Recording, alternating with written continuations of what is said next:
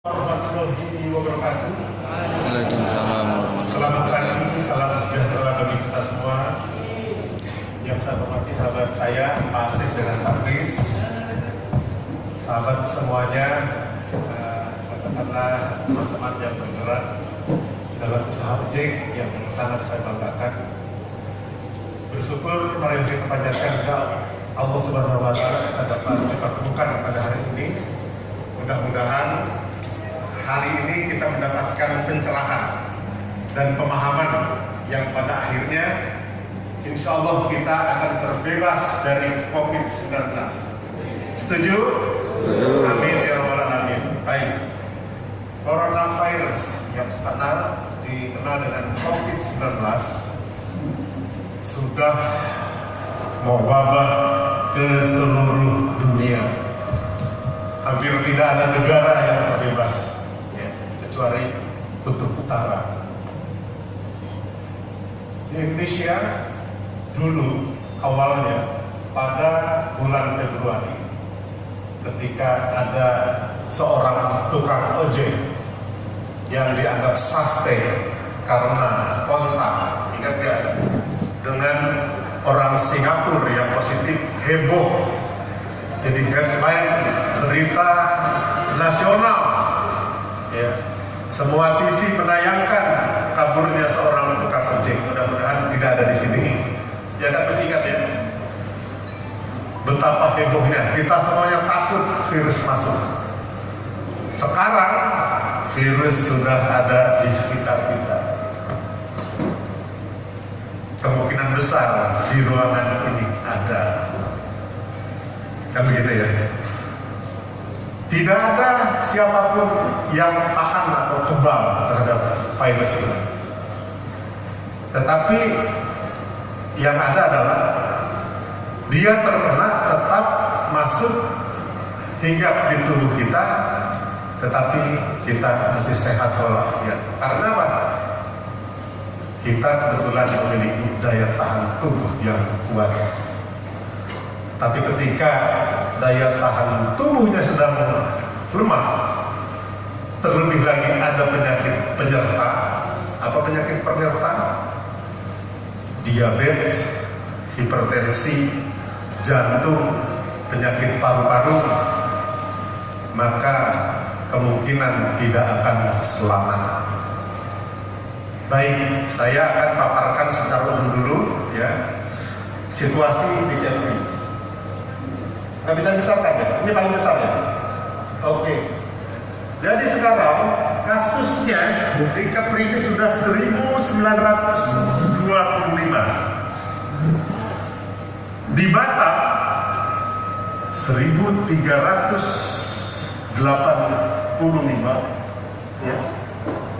Dan pada hari ini saja semalam di Batam rekor sehari 67 orang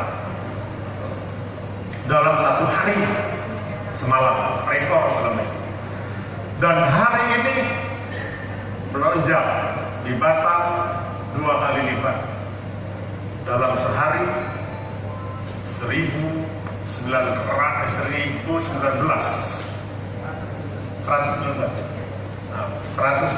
kasus, luar biasa. Kita masih tenang-tenang saja. Dan kalau hari ini 2 kali dan besok 2 kali, masih akan datangnya hari berikutnya 3 kali. Kalau sudah 3 kali, kita semuanya lalai, mengerikan. Jadi Batam sekarang dalam situasi yang sangat mengerikan. Yang meninggal itu 55 orang. Sampai bulan Agustus awal yang meninggal baru 29 orang. Dalam kurun waktu 1 bulan lebih meningkat tajam. Alhamdulillah yang sembuh ada 1148. Yang hari ini yang aktif, yang positif, yang ada di tengah-tengah kita, maksud saya yang ada di tempat karantina dan di rumah sakit karena sudah positif 723 orang. Hari ini nih ya, yang ada di rumah sakit Galang itu sekarang sekitar 300 orang. Ada yang sedang dikarantina mandiri dan ada di rumah sakit itu sekitar 150 orang. Ini yang baru dilihat karena mereka apa? Dari mana data ini? Mereka diswab, diambil sampelnya, kemudian diperiksa di laboratorium. Lantas berapa sebetulnya yang ada di tengah masyarakat kita? Karena kalau semua COVID-19 ini gejalanya jelas, demam, batuk, bahkan dirawat, ya, maka semua yang terserang virus ini akan terbaca, sehingga rumah sakit ini tidak akan cukup ramah. Bersyukur alhamdulillah bahwa 90% ternyata tidak bergejala. Tetapi yang tidak bergejala ini sangat membahayakan. Karena apa? Virus ada di sekitar kita. Kalau siapa yang lalai tidak menggunakan masker, siapa yang lalai tidak mengatur jarak, siapa yang lalai tidak selalu mencuci tangan, maka siap-siaplah dia akan terkena. Tetapi barang siapa yang kekuatan daya tahan tubuhnya hebat, maka dia akan tetap sehat, tidak ada gejala.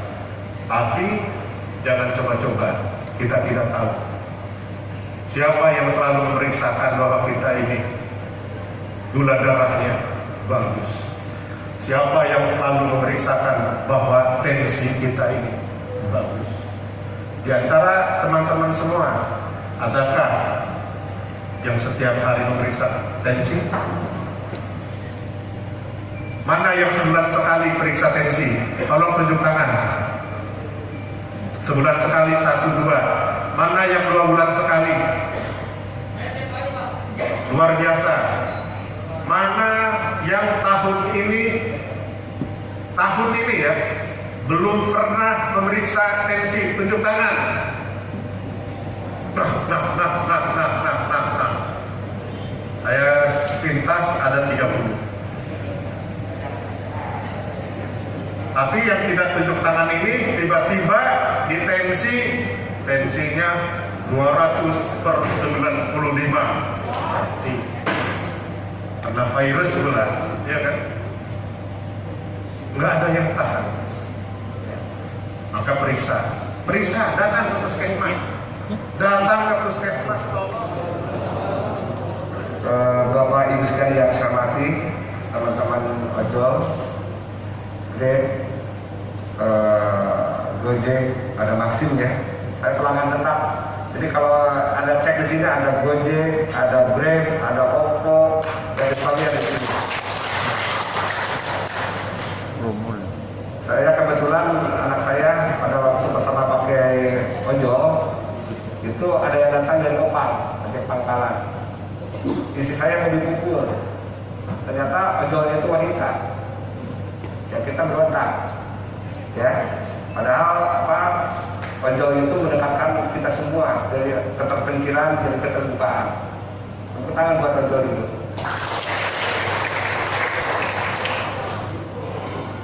Saudara-saudara yang saya hormati, saya kebetulan sama dengan Pak Karinkes yang juru bicara COVID di provinsi Kepri ini. Latar belakangnya adalah epidemiologi. Jadi kalau saudara-saudara lihat di TV, di radio, baca di koran itu epidemiolog sedang ramai, sedang laku begitu.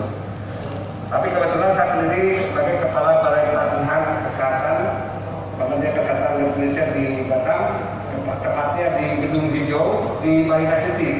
Ya, ada yang pernah atau mungkin sering nganter ya ke sana ya.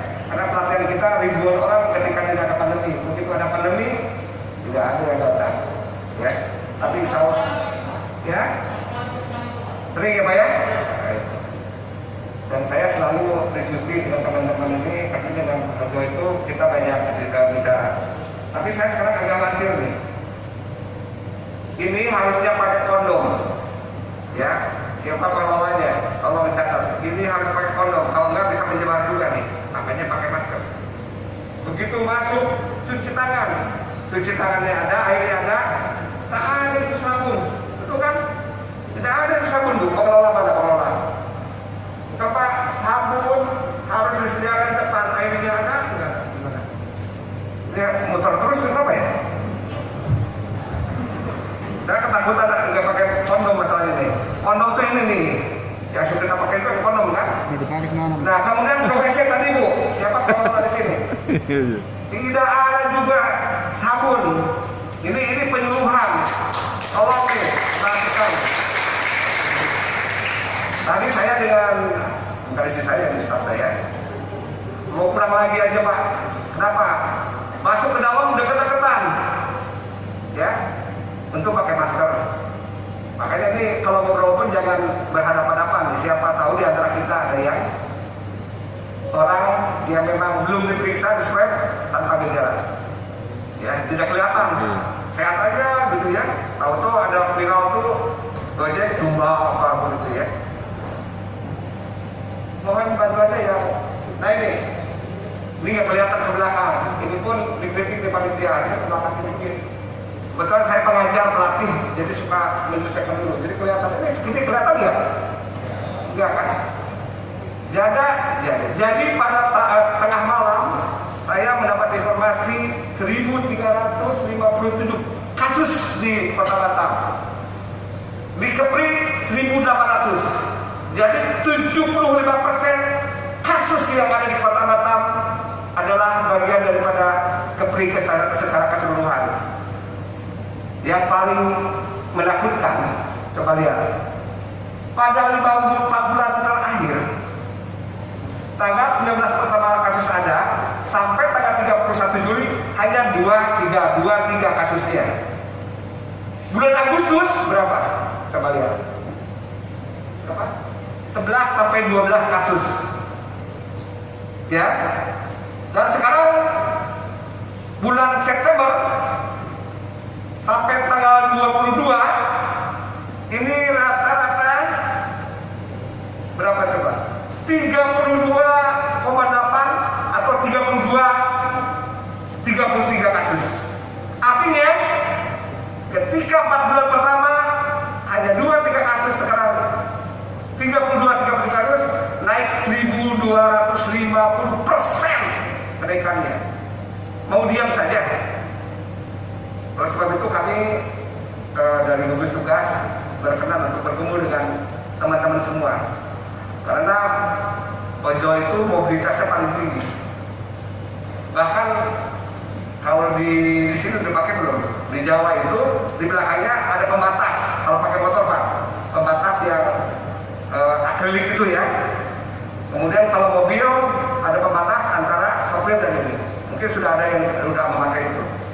Nah kenyataannya dari 2-3 kasus sekarang 32-33 kasus per hari. Bayangin. Sekarang jangan jauh-jauh kemana-mana ya, jangan jauh-jauh kemana-mana. Singapura aja. Singapura itu penduduknya 5,8 juta. Batam 1,3 juta, informasi terakhir. Yang kasusnya berapa? Memang kasusnya sudah banyak di sana di Singapura, 56.000. Kita kasusnya baru segini, tetapi mereka pemeriksaannya masif Pak. Dalam bahasa epidemiologi itu active case finding. Kita baru pasif case finding, menunggu laporan-laporan bahwasanya si A kena terkonfirmasi positif, kemudian di swab test. Kenapa? Karena kita belum punya program ke arah sana. Yang benar itu seperti Singapura itu semua diperiksa, misalnya pemeriksaannya bisa saja 10% dari itu dari 500 atau berapa 10% penduduk gitu, misalnya. Nah ketahuannya 56.000 penduduk kan. Nah sekarang yang meninggal hanya 27 dari standar, tidak ada peningkatan lagi.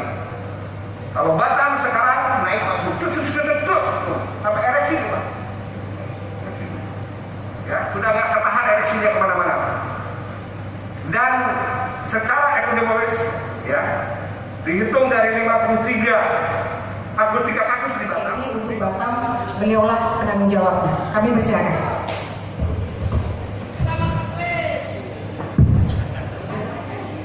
Baik, Assalamualaikum warahmatullahi wabarakatuh. Selamat siang dan salam sejahtera buat kita semuanya. Sebagai pamungkas, sebagai yang terakhir, saya pikir beliau-beliau adalah Pak Cecep dan juga Pak Asep, Kang Asep sudah cerita tentang penyakitnya, sudah cerita tentang penanggulangannya.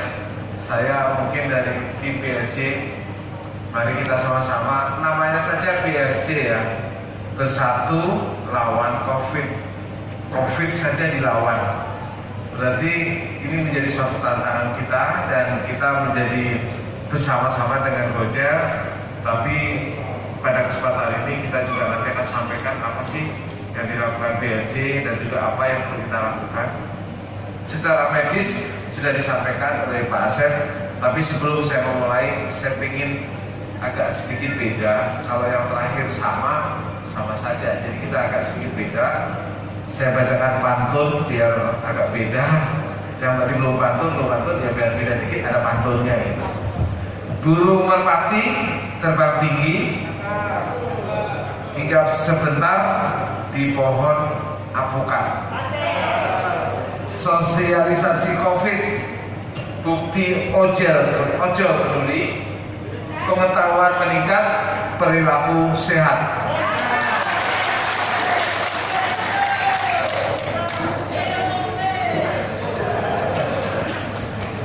Tadi disampaikan COVID. Kalau tim Posko kalimatnya adalah COVID itu ada di mana-mana, tapi kita semua termasuk para ojo semuanya tidak tahu ada di mana COVID itu. Sehingga karena ketidaktahuan tapi ada di mana-mana, sementara dari satu sisi angkutan online teman-teman semuanya tetap harus jalan dalam artian perekonomian. Maju kena, mundur kena, tapi di dalam maju kita supaya tidak kena, tentu melakukan segala sesuatunya apa yang disampaikan oleh Pak Asep dan Kang Asep. Jaga jarak, pakai masker, cuci tangan dan sebagainya.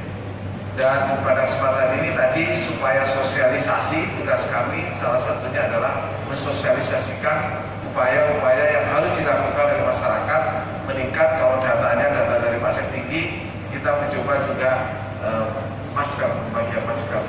Kita tim Posko ini sudah melakukan beberapa hal antara lain dengan sosialisasi COVID, salah satunya di sini. Kita juga di masyarakat pembagian masker secara gratis. Jadi teman-teman semuanya yang mungkin sudah menerima masker yang kita berikan itu tadi, itu pertama bisa dicuci ya, bisa dicuci.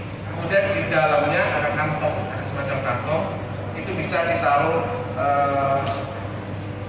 tisu tipis gitu, jadi itu penyaringnya. Ini fungsinya